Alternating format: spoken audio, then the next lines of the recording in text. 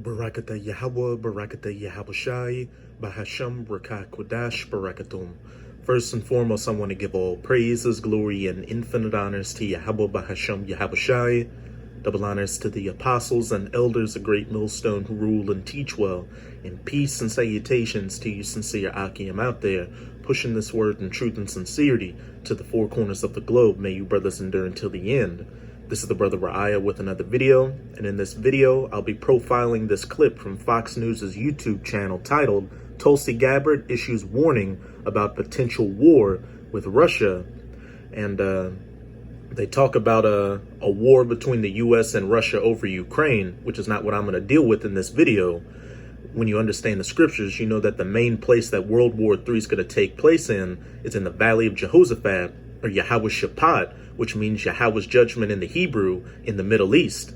What I'll be dealing with in this clip is how Tulsi Gabbard talks about a potential nuclear war between the U.S. and Russia, which will happen. The U.S. and Russia are going to go to war against each other during this upcoming Third World War, and also they will shoot nuclear missiles at each other.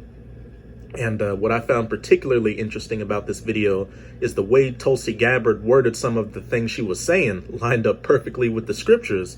It makes you think that they were watching our videos to get some ideas, which I wouldn't doubt, because a couple of years ago I saw a video of Tucker Carlson talking to our apostle elders on the block. But without further ado, let's play this clip. Turn the volume up.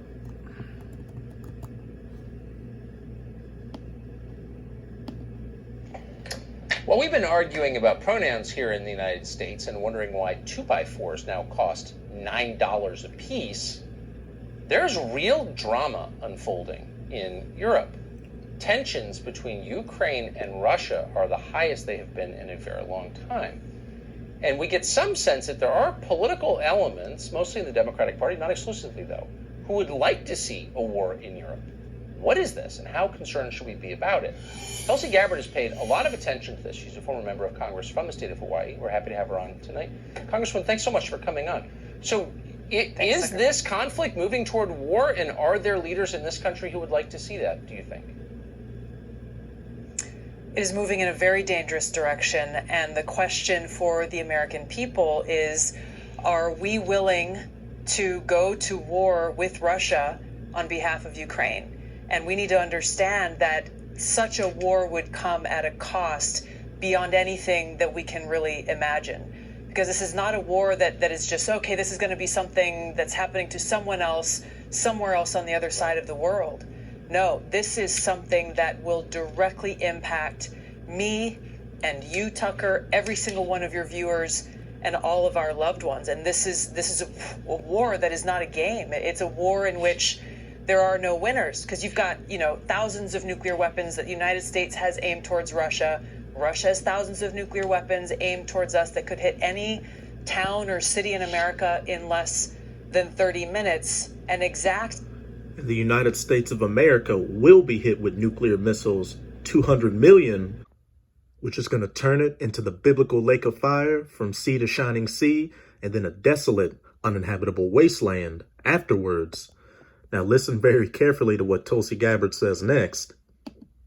A cost upon every one of us that would result in excruciating death and suffering beyond comprehension. Hundreds of millions of people dying and suffering, seeing their flesh being burned from their bones. This is something that being burned from their bones. This is seeing their flesh being burned from their bones. This is Zechariah 14 verse 12. And this shall be the plague wherewith Yahweh will smite all the people that have fought against Jerusalem. The judgment for you heathen nations, afflicting the apple of his eye, the true children of Israel, who are the so-called Negroes, Latinos, and Native Americans, the chief culprit being you Edomites, or so-called white people. Their flesh shall consume away while they stand upon their feet, and their eyes shall consume away in their holes, and their tongues shall consume away in their mouth. As Tulsi Gabbard just said, watching their flesh being burned from their bones. Nuclear destruction is biblical, And a perfect visualization of Zechariah 14 verse 12 was that scene from Terminator 2 where Sarah Connor had that dream of nuclear war. Here's a quick gif of it. Their flesh being burned from their bones. This is 2 Peter chapter 3 verse 10. But the day of the Lord will come as a thief in the night, in the which the heavens shall pass away with a great noise. And those heavens passing away is this current system being taken out of power, Esau, Edom's rulership, because in the scriptures, heaven and hell can be symbolic for a condition. Heavens when you're in rulership and hell when you're in slavery. The children of Israel are in their hell right now, while you Edomites are in your heavens. But your heavens are about to end, and there's about to be a role reversal. You Edomites are going to go into captivity or your hell, and the Israelites are going to go into their heavens, ruling for eternity in the kingdom of heaven. And it's all going to start when these nuclear missiles are shot to the ends of the earth. And the elements shall melt with fervent heat. The earth also, and the works that are therein, shall be burned up by nuclear destruction. And while nuclear missiles will be shot to the ends of the earth, the only place that will be completely destroyed is the United States of America, which in the scriptures is known as Babylon the Great, spiritual Assyria, as well as spiritual Sodom and Egypt, as pursuant to Revelation 11, verse 8. Thing that you can't really even imagine, and it's a cost that we will all pay. Why in the world would we ever contemplate going to war with Russia, honestly? Because it's not up to you, Tucker Carlson, or anybody else. These leaders, politicians, presidents, prime ministers, the elites, such as the Rothschilds or the Rockefellers, etc., etc., everyone is just a puppet of the Most High going through their preordained roles because there is no free will. This is Proverbs 21, verse 1. The king's heart or the king's mind is in the hand of Yahweh. As the rivers of water, he turneth it whithersoever he will. And it's prophesied in the scriptures for there to be a third world war. This is Revelation chapter 9, verse 12. One woe or destruction is past, referring to World War I. And behold, there come two woes more hereafter. World War II, which is past, and this upcoming third woe, which will be nuclear. And as the first world wars took place because it was the will of the Most High, this third world war will take place because it's the will of the Most High. And as you can clearly see, the Most High is moving all these different pieces in place for this third woe to take place. So nothing will happen to cause these different leaders to change their minds and not push those nuclear buttons when the time comes. It is one that we should not do.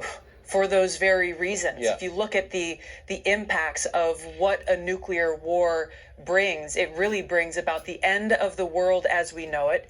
And our leaders... Hey, these current heavens dissolving away. Hey, this current age of the heathen nations and rulership, chiefly the Edomites, going away. And then the age of the Israelites ruling in the kingdom of heaven being put into place. Should understand this consequence and take it seriously. And this is why President Biden, instead of continuing to escalate tensions and continuing this new Cold War between the United States and Russia, he needs to de-escalate these tensions, kind of, take the heat out of it and actually focus on bringing an end to this new Cold War. Because if he doesn't, then it's not a question of if we go to war with Russia, if this war ends up with a nuclear holocaust. It really is then just a question of when. And if we continue down this path that we are on, it's something that could happen a lot sooner than any of us think. And best believe it's going to happen much sooner than we all think. One woe is past, and behold, there come two woes more hereafter. That's it with this clip. This is Isaiah 55, verse 11. So shall my word be that goeth forth out of my mouth. It shall not return unto me void, but it shall accomplish that which I please, and it shall prosper in the thing whereto I sent it. A third world war, which will be nuclear, where the United States of America and Russia will be the main combatants. But hey, Russia and these other nations that ally themselves with Russia are going to get the upper hand on the United States of America and shoot those 200 million nuclear missiles onto this place. This is Jeremiah 50 verse 9. For lo, I will raise and cause to come up against Babylon, the United States of America, the virgin daughter of Babylon, Babylon the Great, an assembly of great nations from the north country, that north country being Russia. And besides being known as the north country in the scriptures, Russia is also known as Gog in Ezekiel chapter 38 in the spiritual Medes. And the reason Russia is known as the north country is because what's north of the United States of America, you've got Canada, then the Arctic Ocean region, and then Russia. And I've been doing a few videos showing that Russia is building up its nuclear assets and its military assets in general in that Arctic Ocean region to prepare to eventually shoot their nuclear missiles onto the U.S. And Russia launching its missiles across the Arctic to hit the U.S. would be the shortest trajectory time for its missiles to reach the U.S. And that assembly of great nations are not only the allies of Russia, such as China, Iran, and North Korea, but also the allies of the United States of America, which are going to turn against her in that day and ally themselves with that north country, Russia, such as Britain, France, Germany, these other NATO nations, etc., etc., as it says in Revelation chapter 17, verse 16, and the 10 horns which thou sawest upon the beast, these shall hate the whore and burn her flesh, and Salakia, and they shall eat her flesh and burn her with fire, nuclear fire. And those 10 horns are the EU, while the beast is NATO, and that whore that sitteth upon the beast is the United States of America. And they shall set themselves in array against her. From thence she shall be taken. Their arrows shall be as of a mighty expert man. None shall return in vain. And those arrows are symbolic for the nuclear missiles, because what you have to remember is that when the prophets saw these visions thousands of years ago, they didn't know what a modern day nuclear tipped ICBM was. They wouldn't say the Zircon or the Satan II in the scriptures, so they would describe it the best way they could with what they knew during their times. Ancient weapons of war, such as bows and arrows, shields, javelins, spears, flying swords, etc., etc. And like I've been saying throughout the video, 200 million nuclear missiles are going to hit the United States of America and turn it into the biblical lake of fire from sea to shining sea, and then a desolate, uninhabitable wasteland afterwards. I'll close it out in Isaiah chapter 13, verses 17 to 20. Behold, I will stir up the Medes against them, the spiritual Medes, that north country Russia, which shall not regard silver, and as for gold, they shall not delight in it. When the time comes for the Most High to put the spirit on these nations to push that red button, no peace talks or nuclear weapons treaties or weapons bans will stop them from shooting those nuclear missiles.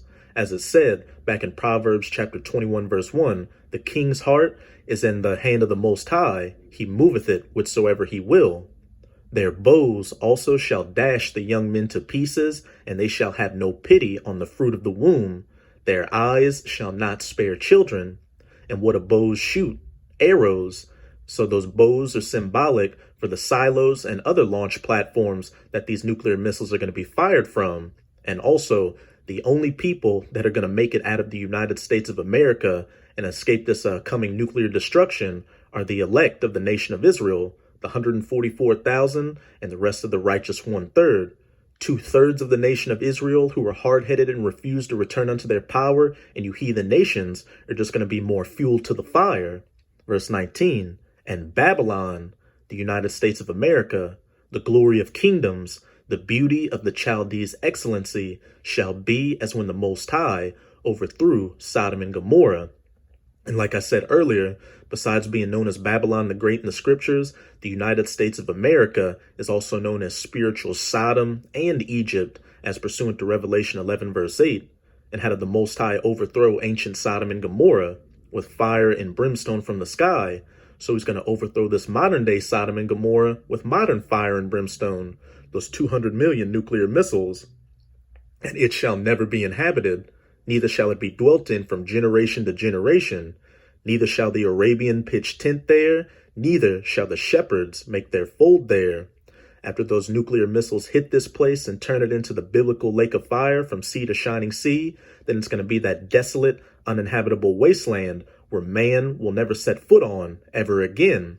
And it's going to stand as a memorial as to what a wicked kingdom looks like and how not to govern the earth, and also what the judgment is for afflicting the apple of the Most High's eye, the children of Israel, who are again the so-called Negroes, Latinos, and Native Americans. So that's it with this video. And with this video, I hope you sincere Akim were edified. Just keep strong and keep pushing this word. We're almost out of this final wicked captivity of the heathens, chiefly of the Edomites. And as always, I'm going to say Abad Babal, Kwam Yasharala, and until next time, Shalom.